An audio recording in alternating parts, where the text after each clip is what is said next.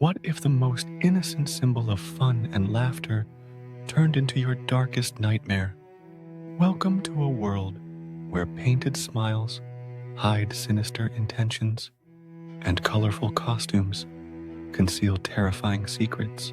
Tonight, we unravel 3 chilling true stories that will make you question every clown you've ever seen, from a carnival encounter that turned into a lifelong fear to a quiet suburban neighborhood stalked by a menacing figure, and a remote rural escape where survival meant outsmarting a machete-wielding clown. These aren't just stories, they're real accounts of fear, danger, and the unexpected horrors lurking in the unlikeliest places. So grab a blanket, dim the lights, and prepare yourself. These stories aren't for the faint of heart. Are you ready to face the nightmare behind the mask? Story number 1, The Haunting Carnival Clown. A true tale of terror. Every small town has its annual fair, and for Alice Parker, a 17-year-old high school senior, the Autumn Carnival was the highlight of her year. With flashing lights, upbeat music, and the smell of sweet cotton candy, it was the perfect escape from the monotony of her rural life. This year, however, the carnival would become a memory she could never erase. Alice arrived at the fair with her best friend, Marcy. They spent hours playing games, riding the Ferris wheel, and laughing until their cheeks hurt. As they wandered toward the fun house, a figure caught Alice's eye. A clown, towering and grotesque, with exaggerated features and a smile too wide to be comforting. His suit was patchwork, mismatched colors that seemed dirty and worn, but it wasn't his appearance that unsettled her. It was the way he was staring directly at her, as if she was the only person in the bustling carnival. "Let's go to the fun house," Marcy said. Oblivious to the clown's unnerving presence, Alice hesitated, but nodded, following her furry intimacy. The fun house was a maze of mirrors and dimly lit passages. Alice laughed nervously at her distorted reflection until she spotted something that made her blood run cold. The clown was there, standing silently at the far end of the maze, his head tilted in a sinister manner. "Marcy, did you see that?" Alice whispered. But her friend was already a few steps ahead, unaware. When Alice turned back, the clown was gone. Shaking off her unease, she brushed it off as her imagination playing tricks on her. Later that evening, as the carnival wound down, Alice and Marcy prepared to leave. Alice decided to make a quick stop at the restroom, promising Marcy she'd be right back. As she exited the restroom, she froze. The clown was standing in the shadows near the exit, his colorful outfit barely visible under the dim light. "Did you enjoy the funhouse?" he asked in a deep, gravelly voice. Alice's heart pounded in her chest. She didn't respond, choosing instead to walk briskly toward the main fairground. But before she could reach the crowd, he stepped into her path. "Why don't you come backstage? I can show you something special," he said, his voice dripping with something between menace and mockery. Alice shook her head and sprinted past him, not stopping until she reached Marcy, who was waiting by the car. As they drove home, Alice couldn't shake the feeling of being watched. She kept glancing in the rearview mirror, half expecting to see the clown following them. That night, unable to sleep, Alice looked out at her bedroom window. Her heart nearly stopped. Standing at the edge of the woods behind her house was the clown, his painted face illuminated by the pale moonlight. She scrambled to lock her windows and draw the curtains, but her mind raced with panic. How had he followed her? Why was he here? The next morning, she told her parents, who dismissed it as a nightmare brought on by carnival excitement. But Alice knew what she had seen. The clown didn't return, but the fear lingered, a shadow that followed her wherever she went. Years later, Alice still avoids carnivals, fun houses, and even Halloween costumes. To this day, she can't explain how the clown found her or what he wanted. All she knows is that the memory of his chilling smile still haunts her, a permanent reminder of the night a carnival became her worst nightmare. Story number 2. The Shadow of the Clown, a Suburban Nightmare. For 15-year-old twins, Lily and Sophie, their suburban neighborhood was the epitome of safety. With tree-lined streets and friendly neighbors, it was the kind of place where nothing bad ever seemed to happen. But one eerie summer evening would shatter that illusion forever. It began on a warm Saturday night as the girls rode their bikes home from a friend's house. The sun had dipped below the horizon, leaving the streets bathed in twilight. They chatted and laughed, their voices echoing through the quiet neighborhood, until Sophie abruptly stopped pedaling. "Did you see that?" she asked, her voice tinged with unease. "See what?" Lily replied, scanning the area. Sophie pointed down the street toward an intersection. Standing under a flickering streetlight was a clown. His painted face, a grotesque mix of white, red, and black, grinned at them. Though his eyes were cold and hollow, he wore a tattered yellow suit with oversized buttons, and in one hand, he held a long balloon twisted into the shape of a sword. "It's probably someone messing around," Lily said, though her grip on her handlebars tightened.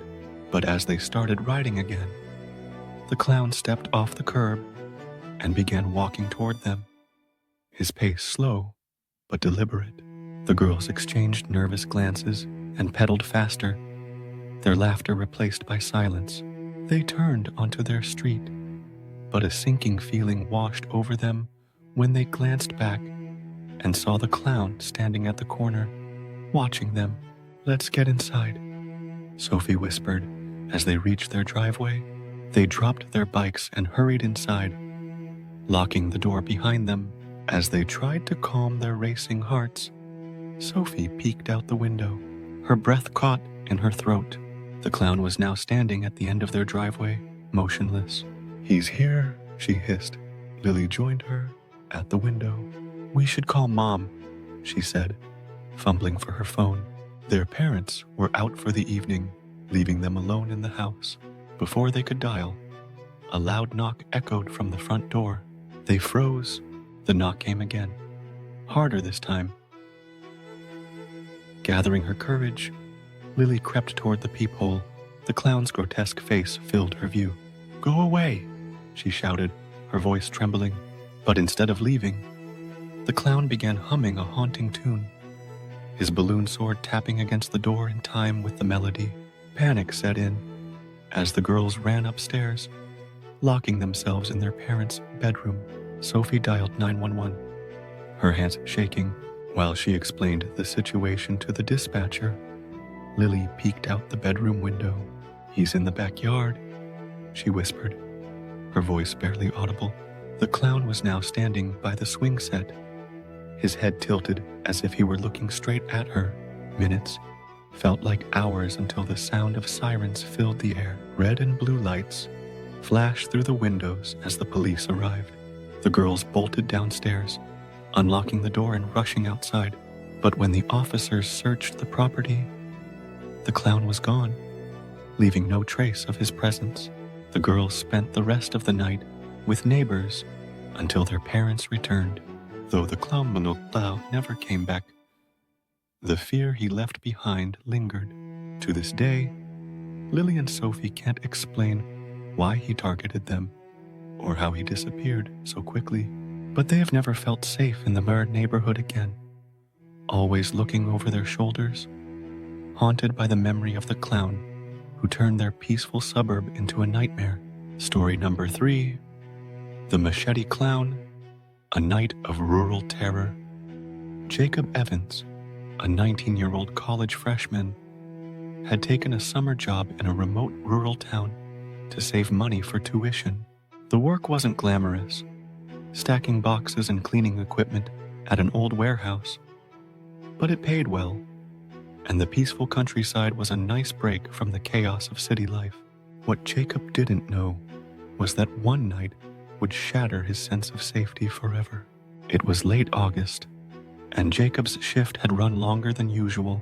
By the time he locked up and started the 3-mile walk back to his rented cabin, the sun had set, leaving the dirt roads illuminated only by the pale glow of the moon. The air was still, save for the occasional chirping of crickets. Halfway home, Jacob noticed something unusual. At the edge of a cornfield, about 50 yards away, a figure stood completely still. His heart skipped a beat as his eyes adjusted to the dim light. It was a clown, tall with smeared white paint, a blood-red nose, and a tattered purple suit. In one hand, the clown held a machete, its blade glinting in the moonlight. Jacob stopped in his tracks, trying to rationalize what he was seeing. "It's just some weirdo trying to scare people," he muttered under his breath. But the clown didn't move, didn't flinch, didn't make a sound. Feeling uneasy, Jacob decided to keep walking. Quickening his pace, he glanced over his shoulder and froze. The clown was no longer standing still. It was walking toward him, slow and deliberate, the machete dragging along the gravel road with a metallic scrape. Panic surged through Jacob's veins. He broke into a sprint, his work boots thudding against the ground. The clown's footsteps quickened, and the scrape of the machete grew louder, more frantic. Jacob veered off the road and into the woods, his chest heaving as he dodged branches and stumbled over roots. Behind him, he could hear the clown crashing through the underbrush, its laughter echoing through the trees, a guttural, inhuman cackle that sent chills down his spine. After what felt like hours, Jacob spotted an old hunting cabin in the distance. Summoning his last ounce of strength, he sprinted toward it, slamming the door shut and locking it behind him. The cabin was dark and decrepit, but it provided a momentary sense of security. Jacob pressed his ear to the door, straining to hear any sign of the clown. The forest was silent. Had he lost it? He allowed himself a brief moment of relief, sinking to the floor. Suddenly, a loud thud reverberated through the cabin. Jacob's heart stopped. The clown was outside, slamming the machete against the door, its deranged laughter louder than ever. Desperation took over as Jacob looked for anything he could use to defend himself. His hands found an old metal pipe, rusted but sturdy. The door splintered under the clown's relentless assault.